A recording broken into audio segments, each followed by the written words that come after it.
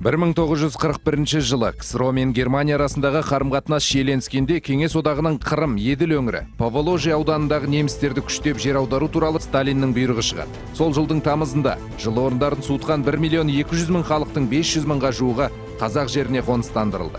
Олардың арасында 13 жастағы Отто Гросс та бар еді. Жолай пойыз бомбасында қалып жасөспірімнің ата-анасы қаза табады. Ойын баласы бір топ неміс отбасымен Павлодар облысы Май ауданы Сата ауылының Абай бөлімшесіне жеткізілді. Сол жердің тұрғылықты халқы қоныс аударылғандарды құшақ жая қарсы алып, бауырларына тартқан екен. Жетім қалған Отто қазақ отбасында қазақ балалармен тайғұлындай тебісіп ер жетеді. Кейін кезінде өзімен бірге қоныс аударған Эрик атты бойжеткенге үйленіп, 10 баланы дүниеге әкеледі. Ұлдары қазақтан қыз алса, қыздары қазақ отбасыларына келін болып түсті. Қазір Гросс әулеті немере жиен шөберелермен қосқанда 100-ден асатын үлкен әулет.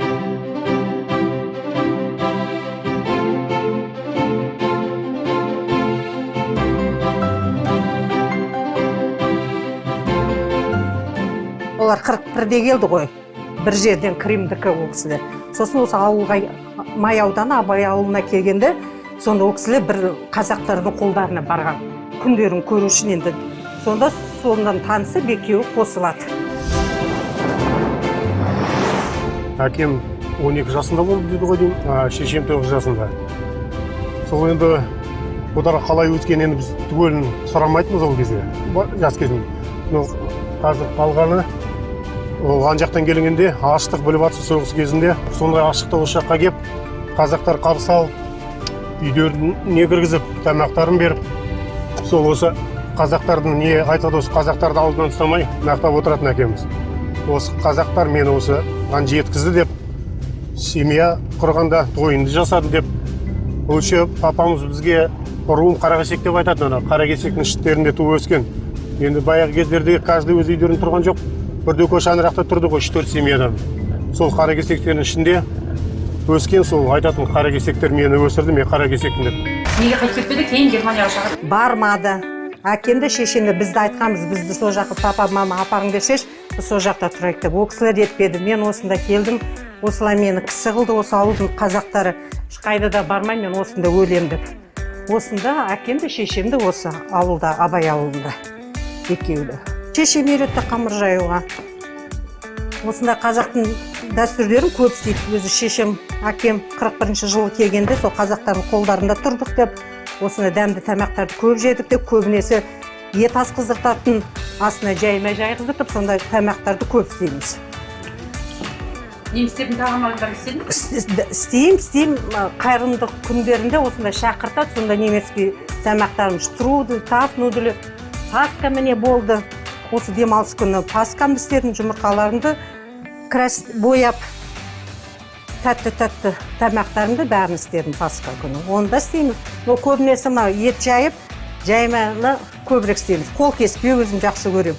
Мен күйеуім қазақ. Күйеуім осында менімен бірге қайда кеткен жоқ. Әке шешенің енді ол кісілердің бұрынғы нәрселері ғой. Өздері айтып отыратын, маған тырнақтап жинадық, бүйттік, сөйттік деп. Мен мынандайлар емес, баяған нәрселері. Соларын қимай, сол әке шешенің шаңырағында отырмын. Жолдасым осында келген, қасымда сол әке шешенің үйінде отырмын. Өзімізде жұмыс жоқ, сол малмен күнімізді көріп отырмыз. Сиырымызды сауамыз, сүтімізді тартамыз, майымызды сатамыз, қоспа істеймін, талқан істеймін. Бір ұлым бар, Альберт деген. Ол баламмен келін бөлек тұрады өздері. Келінім қазақ.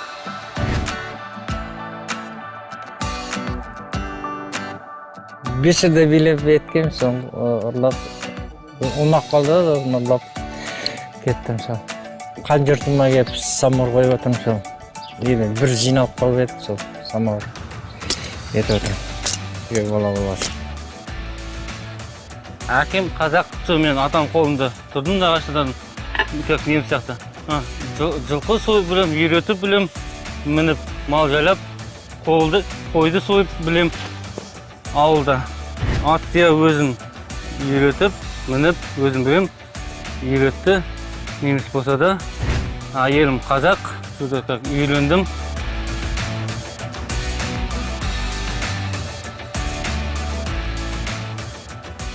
Ең алғашқы махаббат басталады мектептен дейді ғой. Ең алғашқы махаббат басталады партадан деп. Бірінші сыныпқа барған кезде осы 10 класс түлектеріне гүлді бізге енді мектеп ұжымдары сыйлайсыңдар деп осы Ваняға мен сыйладым. Ваня маған кітап берді. Мен оған ол кісіге Ваняға қазіргі жолдасыма гүл бердім. 31 жыл болды үйленгенімізге. 2 бала тәрбиелеп, 2 баламыз міне жұмыс істеп, 2 немереміз бар, үйленген. Сол міне 31 жыл отағасымен бірге өмір сүріп жатырмыз. Үлкен ұлымыздікі қазақ, келін өзіміздікі осы Мая ауданыныкі, менікі Ақжардан. Құдаларымыз өзіміз сияқты жай простой кісілер. Үлкен ұлым үйленген жылы енді осы Ақжардан алдық, Мая ауданы Ақжар ауылынан. Алдына сырға салып өтілдік құдамызбен. Одан кейін сырға салу рәсімі болды қазақтың. Одан кейін міне қыз ұзату тойы болды. Үйге келіп киіт кигізіп түсірдік.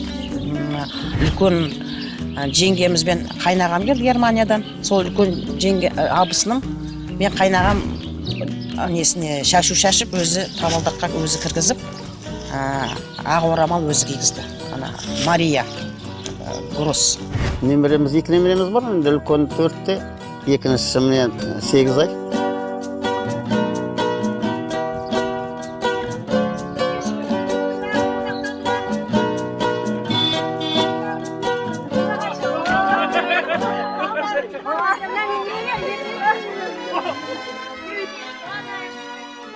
Енді бұл жерде Гросс әулеті, үлкен әулет. Бұл жерде барлығы жиналмаса да барлығының бір жартысы жиналып қалып отырмыз. Енді Женя апайым әулетіміздің үлкені, өзінің ұлы мен, мына жерде немерелерімен келіп отыр. Бүгінгі күннің махаббат символы. Бақытмалдар Бек апайым өзінің келіні бар мен немерелерімен. Енді міне Тютялинамызға келіп отырмыз. Бізді әулетіміздің қызы, мен жездемізбен, ұлы мен келі де осы жерде. Менің мамам болады бұл кісі, қарап қойыңыздар.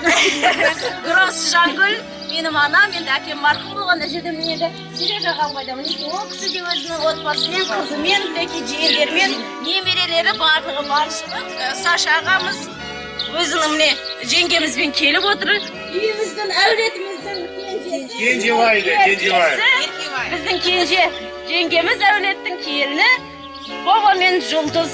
Ал енді осы үлкен әулетіміз кеу баламыз Мырзабек.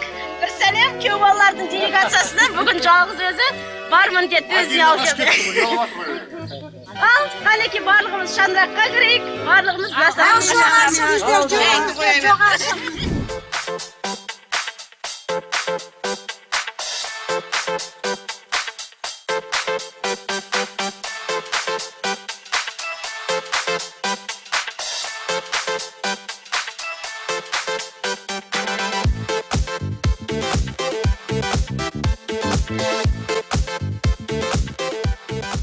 Ал енді мына міне неміс ұлтының біздің еліміздің Пасхасы осы жуырда 4 сәуірде немістердің Пасхасы болды.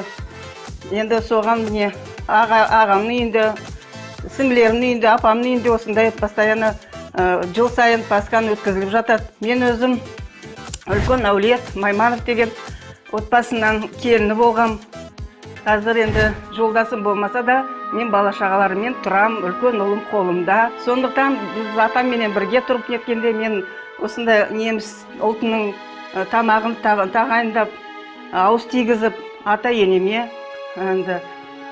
Олар ол кісілер өзі сондай риза болған маған. 3 ұлым бар, 1 қызым бар. Және де Атиля деген үлкен ағамның Валентиннің міне баласы. Бұл жеңгем осы баланы көріп қайтыс болып кеткен. Сосын міне 7 айлық баланы мен асырап, қазір міне биыл осы 20-ға толады. Оны жүргенде оны тек қана білдім. Басында өзіме қиын болды. Енді мамама жақындаған кезде білмедім қалай сұрауға. Сосын енді өзінің есін жинап, маманы шақырып, сол сұрақты қойған болатын. Мама, это правда, что ли, деп маған сұрады. Сосын мен справа не ұқпадым.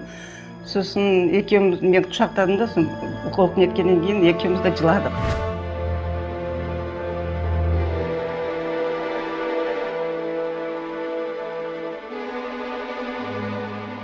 Ұлтым неміс болса да міне қазақ үлкен бір жанұяға тұрмысқа шықтым. Содан міне сол 38 жыл отасып, жолдасым ұл дүниелік болды. Міне Құдайдың берген бір балапаным бар, алтыным міне. Соның қолындамын, қазір сонымен тұрам. Міне келінім бар, қазақтан алдым келінді. Немерем Айлин Сыздықбаева. Міне 5 жасқа толғаннан кейін тағы бір немерем Әулет деген немерем бар. Қазақ салт дәстүрін үйретсем де балама, неміс салт дәстүрін тоже ұмытпаймыз әрине. Онда айтып отырам балама.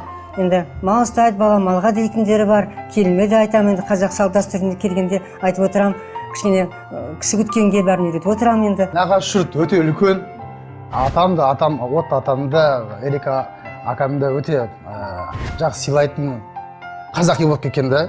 Әкемді, атамды, әжемді. Сондықтан өзіміз бүкіл тәрбиеміз бүкіл қазақша болады. Немісше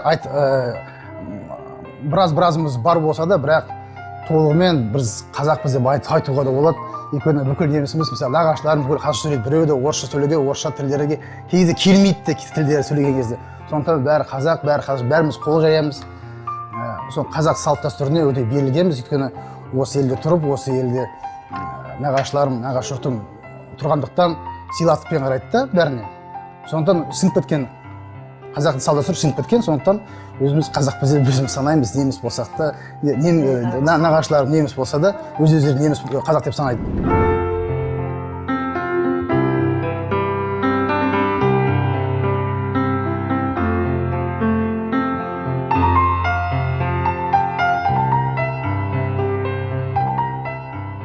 Грос әулетінде шырпақ, енді бүгінгі күні 33 құдалық болды. Оның ішінде 29 құдалық осы қазақ елімен құдаластық. Оның ішінде өзімізде 3 жыл болды. Ұлымыз қазақ қызына келді, Найман елінен. Қазақ қызынан алғаннан кейін қазақ дәстүрімен бардық. Енді неміс отбасы болсақ та, сол дәстүрді сақтайық деп қазақ елінен алып отқаннан кейін той малын апардық, ана сүті, босаға байлар жылқысын, жылқының үстіне кілемін жауып, киітін апардық. Осы мерекелеріміз тату-тәтті өтеді.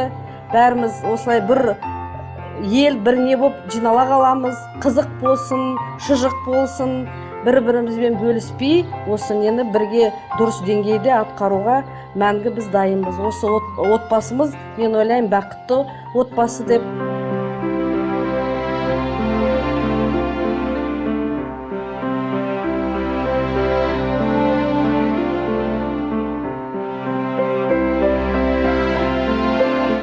Осылай енді түгел біздің мынау шаңыраққа жиналса да, мынау үстелге сыймайтын болып баратыр.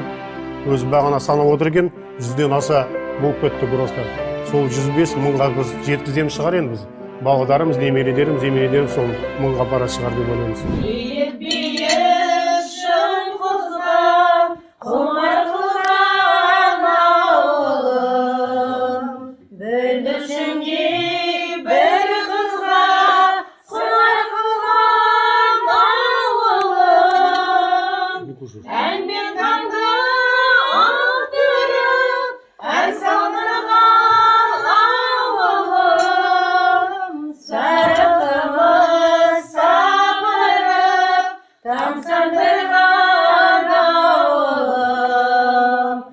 Дастарханымыз тоқ болсын, уайым қайғы жоқ болсын, аспанымыз ашық болсын, еліміз аман болсын, отанымыз тиіш болсын. Асына, береке болсын басына, дастархан мол болсын, уайым қайғы жоқ болсын. Ой,